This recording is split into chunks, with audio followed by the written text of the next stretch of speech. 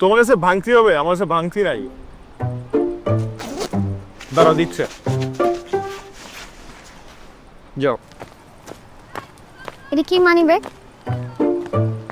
মানে আমি তোমার বউ, জাস্ট আমার ইজ্জতের কথা চিন্তা করে হলো তো তুমি মানি ব্যাগটা চেঞ্জ করতে পারো, তাই না? তোমার কাছে যদি টাকা না থাকে আমাকে বলো, আমি টাকা দিচ্ছি, তুমি একটা মানি ব্যাগ কিনে নাও। তাও যে মানি ব্যাগ কোনো বড় বিষয় হলো নাকি? অদূর ভবিষ্যতে তো এই ধরনের মানি ব্যাগ জাদুঘরে জায়গা পাবে। সবকিছু ডিজিটাল হয়ে যেতেছে না, তখন হাজার হাজার কোটি টাকা ডিজিটে হয়ে যাবে, মানে কারেন্সি তো হাত দিয়ে ধরতে পারবো না আমরা। অদূর ভবিষ্যতে তুমি নাই, তুমি এখন আসো বর্তমানে।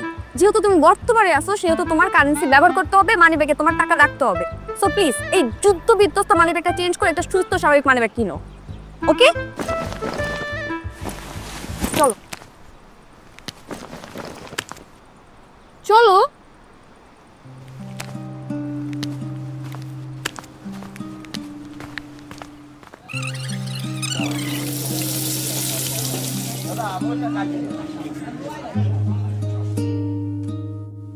টাকার অভাব ছায়ার মতো পিছু নেয় সারাক্ষণ, শূন্য পকেট বোঝায় কতটা ভারী এ জীবন।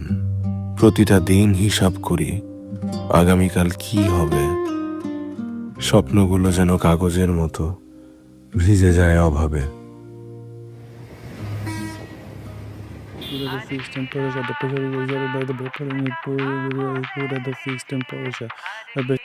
মামা আজকে কি আরো কিছুক্ষণ বসবেন?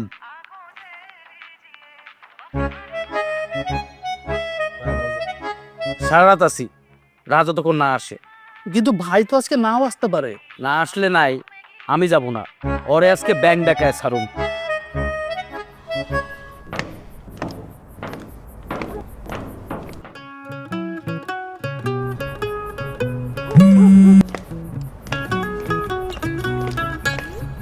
বাসায় আইসেন না ভাই, জামশেদ মামা বসে আছে, ভাড়া না নিয়ে যাবে না।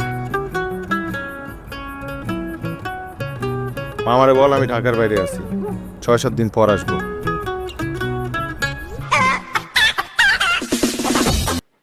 হ্যালো, এই কই তুমি? বাজে কয়টা? হ্যাঁ হ্যাঁ হ্যাঁ, রাতের রুটি কি আমি বানাবো? এই তো আসলাম তো অফিস থেকে, এই আসতেছি 10 মিনিট। কিসের 10 মিনিট? 2 মিনিট আচ্ছা এখনই আসতেছি। ভাই না, আমি গেলাম। রাত আসলে আমার একটু ফোন দিতে বললো। ঠিক আছে ঠিক আছে মামা। গেলাম। আসসালামু আলাইকুম। ওয়ালাইকুম আসসালাম।